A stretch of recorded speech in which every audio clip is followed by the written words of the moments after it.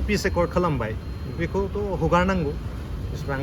दा जेल thank you सार फिसा हारिजों बिसोरो खुलुमबाय लोगोफोर दिनै हरखाबै जोङो गुवाहाटी सिटियाव फैदों गुवाहाटीयाव फैनायनि उद्देश्यआनो जाहैबाय जोंनि सिगांनि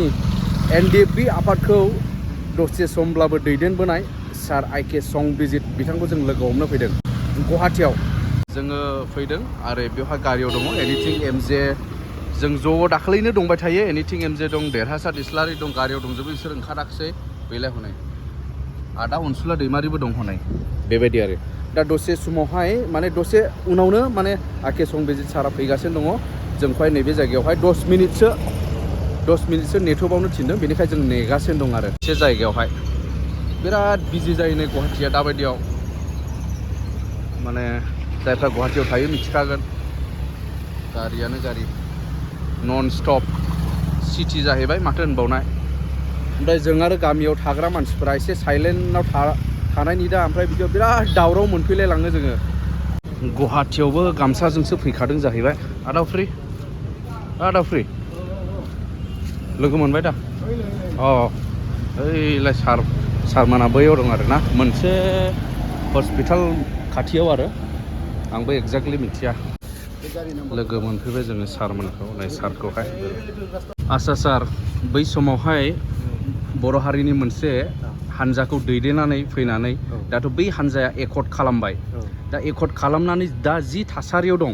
बे थासारिखौ नोंथाङा माबायदि मोनो नोंथांनि फिलिंसजों माबायदि नुहुरो बर्थमान जोंनि बिटिआर हालाम बा बिटिसि बे काउन्सिलखौहाय ओरैनो भारत सरकार आरो आसाम सरकारखौ आं बाख्नायो मानो होनोब्ला जों बर' बायदि बा कार्बि बायदि फिसा हारिजों बिसोरो एकर्ड खालामदों एकर्डआथ' ओरैनोथ' जों मिन्थिनायाव मोनसे हादर आरो मोनसे हादरजोंसो एकर्ड जायो खिन्थु एफा जों बायदि फिसा हारिजोंबाबो भारत सरकारा एकर्ड खालामबाय बा खालामनो गोनां जानाया बेयो बर'फोरनिनो देरहानाय बा कार्बि हारिनिनो देरहानाय होननानै आं सानो आरो दा एकर्डनि दफाफोरखौ भारत सरकारा बेखौ थाबनो बेखौ इमप्लिमेन्ट खालामनांगोन अब्लासो बे एकर्डआ जाफुंदों होननानै जों सानगोन दा आंनि खोनानायावहाय दा 50%ना जाबाय होननानै बर'नि 50% जाबाय आरो दा जिहेतु दा बिजेपि गभर्नमेन्ट सोलिनानै दङ दा बिसोरनि माबानि गेजेरावनो बेखौ फोजोबनांगौ बेखौ आं जिहेतु गावसोर जों एकर्ड खालामदों बेनिखायनो गावसोरनि समावनो बेखौ फोजोबनांगौ होननानै आं बिजेपि गभर्नमेन्टखौ आं सेन्ट्रेल आरो बे स्टेट गभर्नमेन्ट लोगोसे बे एनडिएनिनो बेनिनो एलायन्स इउपिपिएल बे माबाखौ आफादखौबो आं खावलायो सार एकर्डनि उनावबो दासिमबो जे प्रमद बर' साराबो बुंदोंमोन बे एकर्डनि थ्रुयैनो रन्जन दैमारि बिथाङाबो गबोबाय बिथांनि भिडिअ फुटेजफोरा दासिमबो दङ दासिमबो दिनै सेन्ट्रेल जेल दाब जेलफोरावहाय एनडिएफबिफोरा जोबजानानै दङ जों जिहेतु पिस एकर्ड खालामबाय बेखौथ' हगारनांगौ बेसेबां दा जेलाव हाबना दं जोंनि आगुनि आफादगिरि डिआर नाब्ला सारखौ लानानै गासैखौ हगारनांगौ बेबायदिनो भारतआबो मोनसे समावहाय उदांस्रि सोमावसारदोंमोन बे समाव माबा बेफोरबायदि जेल जानांदोंमोन बिसोरबो गोबां हाजार मानसिया जेल जादोंमोन खिन्थु सावरायनायनि गेजेरजों बिसोरखौ हगारजोबनाय जादों महात्मा गान्धीखौ लानानै गासैखौबो हगारजोबनाय जादों बे हिसाबै जोंखौबो हगारनांगौ